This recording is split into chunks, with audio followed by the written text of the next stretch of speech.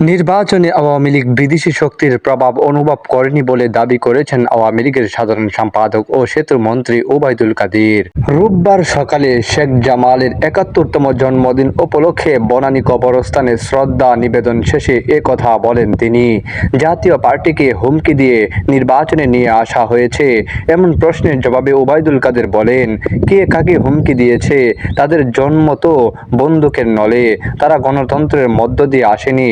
গত নির্বাচনে বাংলাদেশের ৪২% মানুষ ভোট দিয়েছে। ভোটের দিন কোনো খুন খারাপই হয়নি। এখানে আমরা কোনো চাপ অনুভব করিনি। তিনি কোন কারণে কার চাপে নির্বাচনে এসেছেন সেটা জিএম কাদেরকে পরিষ্কার করতে হবে।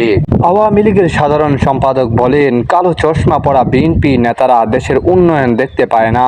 বাংলাদেশকে নিয়ে পাকিস্তানের প্রধানমন্ত্রীর বক্তব্যে বিএনপির লজ্জা পাওয়া উচিত।